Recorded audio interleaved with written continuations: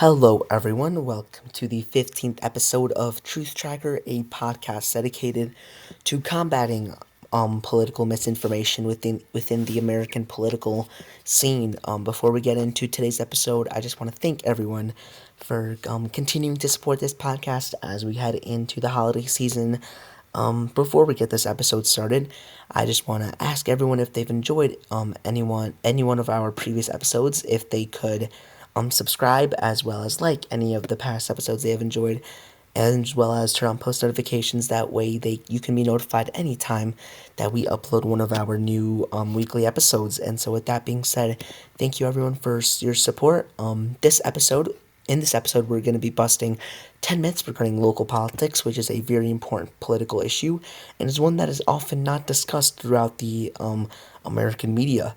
And so, with that being said, this episode is going to function very similar, or is going to function very similarly to the last couple of episodes, where we will bust 10 myths and then have our weekly civic engagement segment where we will talk about the importance of being civically engaged in our communities. And so, with that being said, let's just get straight into the 15th episode of Truth Tracker, which will be focused on busting 10 myths on local politics.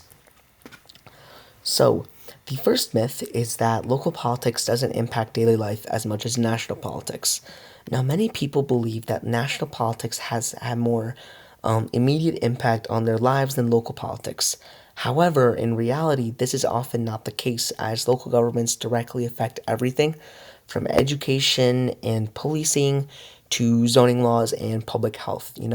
Local policies determine property taxes, road maintenance, emergency services, public education systems, and local law enforcement priorities, which are integral to daily life and society. For example, local zoning laws, for example, can significantly influence housing availability, which can directly affect, living costs. And so, this clearly shows how local elected officials may play a role in how state or national policies are implemented in their communities, which can make their influence in local politics more immediate than many people even realize. And furthermore, when we look at local government decisions on, infrastructure projects, healthcare policy, or even public spaces such as parks that many people use, these decisions often have a direct and more. These decisions actually often have more direct and everyday implications rather than national politics and the policies proposed on a national scene. And so, this clearly shows that this clearly shows that local politics does have an incredibly strong impact on the daily life of people throughout society, and often has a stronger impact than local politics on the daily life of people in society. And we got this information from the National League of Cities. And so, with that being said, due to this information, this myth that local politics doesn't impact daily life as much as national politics is not true. And the source that we used the source that we used, National League of Cities, is a very reputable source on this issue and produces a lot of accurate and verifiable and fact checkable information regarding this topic. And so, therefore, this myth is simply not true.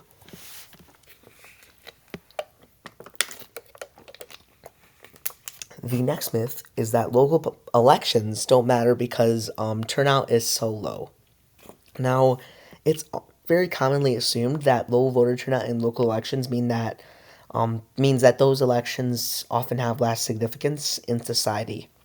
Now, while it is true that voter turnout in local elections is typically lower than in national elections, the outcomes of these elections actually have a lot of profound consequences on community governance. And so, low turnout actually does not imply low importance, as the officials that get elected from these elections still wield significant power over many different policy areas within local politics. Excuse me. And so, you know, moreover, because local officials serve smaller, more connected communities, their decisions can have more immediate and visible consequences than national figures. And so, even with lower turnout, the decisions made by elected officials and local races can actually reshape local economies, influence crime rates and affect the quality of public services. And so this shows how the outcomes of these local elections can directly affect key policy issues throughout local communities. And so this sort of information that local elections don't matter, or this sort of myth that local elections don't matter because turnout is so low, is simply not true. As low turnout does not imply low importance, as local officials still have significant power over communities. And so we got this information from the Pew Research Center, which is another very credible source. And so therefore, this myth is simply not true. Our next myth is that local politics focuses on trivial issues. And so this myth suggests that, local politics often revolves around, kind of quote unquote useless issues such as infrastructure or public amenities, but this actually ignores the larger political and economic importance of, these issues. Local government is actually responsible for a wide range of, public services that go beyond, mundane or useless concerns like street repair or parking regulations, as local officials often make decisions about, for example, public health, criminal justice, urban development, and, economic policies. And so these aren't really mundane decisions. These decisions can shape the socioeconomic landscape and, directly affect, inequality, public education, and crime rates. And so at the end of the day, local governments can significantly influence the overall welfare of their communities by focusing on very important issues. For example, a local government's choice to focus and invest their attention in affordable housing can actually have a lasting impact on the quality of life of residents as well as the broader economy throughout the community. And so, local politics does not focus on necessarily trivial issues. A lot of the issues that local politics focuses on has a significant impact on the everyday lives of people throughout local communities. Excuse me. And so, therefore, this shows that you know, local politics does focus on very significant issues that can affect millions or that can affect local communities. And so we got this information from the Brookings Institution. And so therefore, this myth that local politics is focuses on trivial issues is simply not true, as local governments are responsible for a wide range of issues that go beyond sort of trivial issues. Our next myth is that all local politicians are corrupt. Now, there is a sort of widespread belief throughout society that all local politicians, such as mayors, may be inherently corrupt, as there is a growing cynicism and unpopularity about politicians in general. Now, while corruption can be a problem at all levels of government, local politics actually attracts a lot of dedicated individuals that are committed to improving their communities, as, for example, many local officials work under tight budgets and scrutiny and are often less susceptible to the vast financial interests that dominate national politics. Local officials are embedded in their communities and are more accountable to their constituents due to the fact that they often have smaller voter bases within their communities.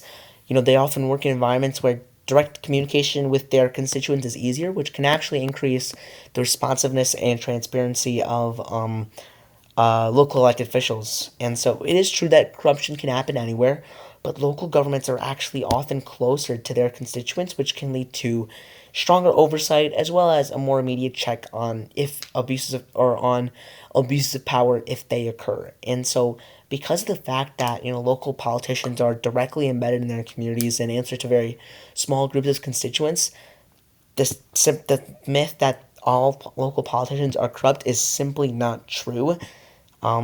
It's simply not true, as many local politicians are not, and they are most of them are dedicated individuals committed to improving their communities. And so we got this information from the Center for American Progress. And so this myth that all local politicians are corrupt is simply not true.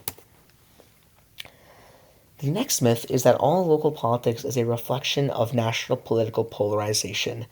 Now, while many people can believe that local politics is just a microcosm of the political polarization that's currently occurring on a national level, many local races are, and so they believe that many local races are defined by these sort of same partisan conflicts that dominate the national airwaves.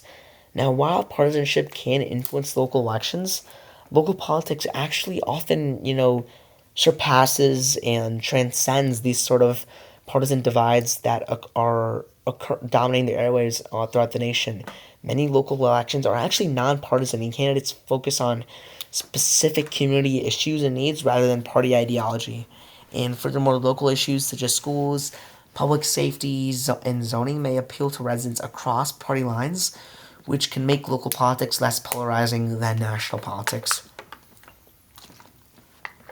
Furthermore, local politics frequently prioritizes practical concerns over ideological ones, which can allow for, you know, bipartisanship, cooperation, or even nonpartisan solutions to arise to confront local challenges. And so this can foster collaboration among elected officials and create opportunities for bridging divides that are much harder to overcome in local politics. And so this sort of myth that local politics is just a reflection of the national political polarization is simply not true, as many as there's a lot of bipartisanship, cooperation, as well as nonpartisanship that occurs in local politics. And we got this information from the Governing magazine, which is another very reputable source that produces a lot of accurate and verifiable information regarding the topic of local politics. And so this myth is simply not true.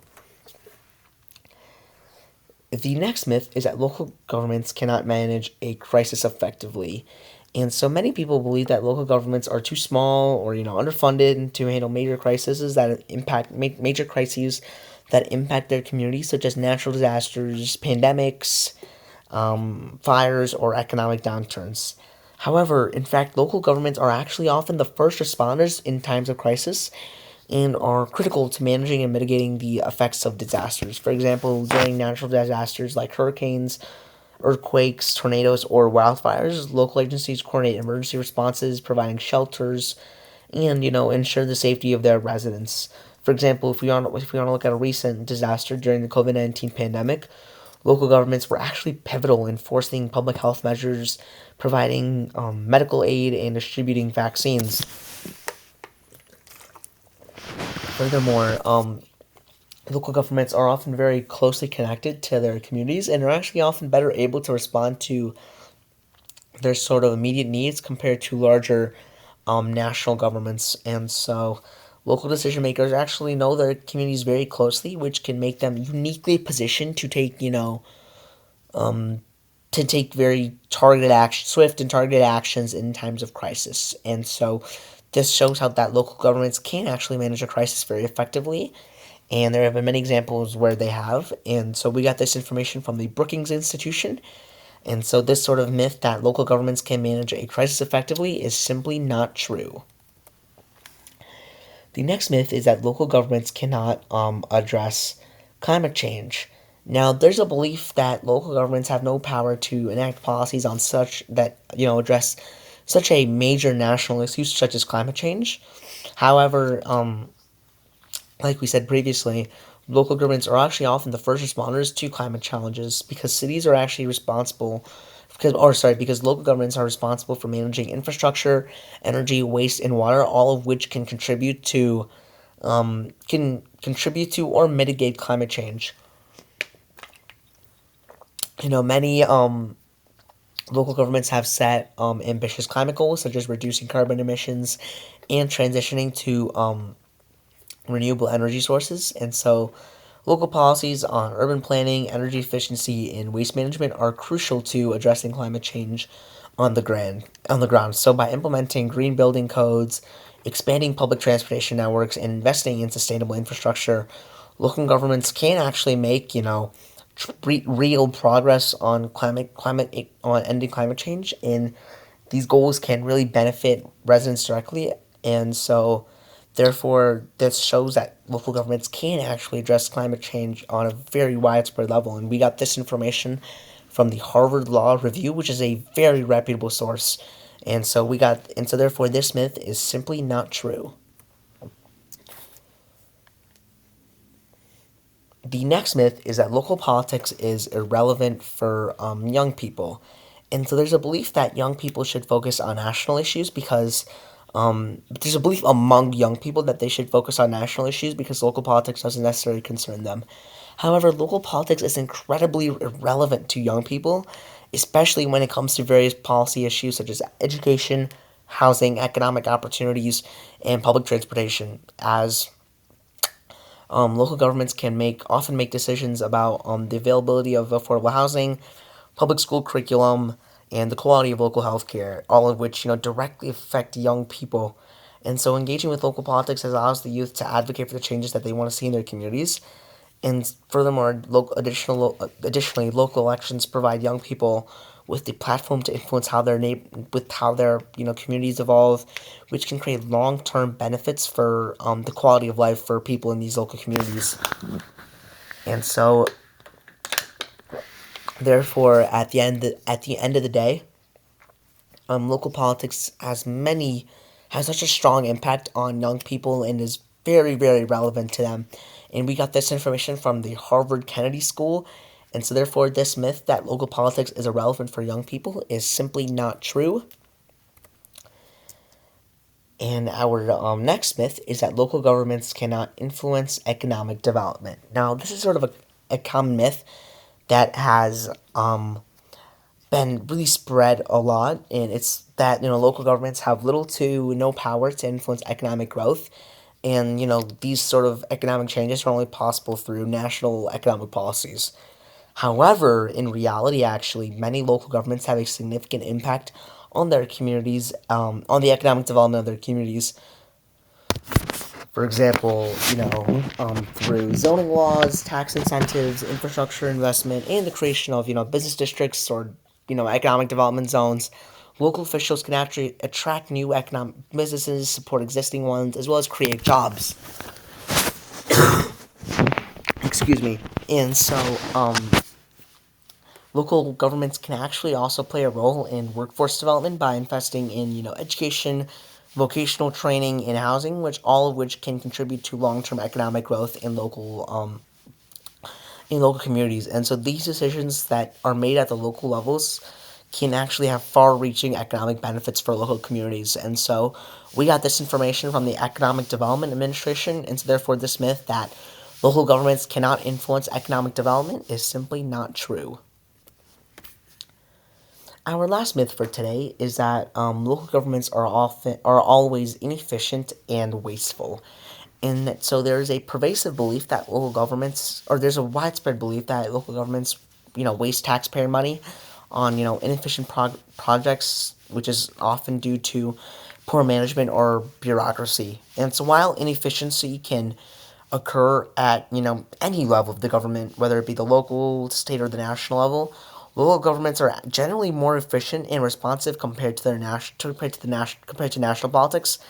Because with smaller budgets and more really direct and close relationships with constituents, local governments can actually often prioritize essential services and be more effective in managing local funds, which can be used in various policy areas.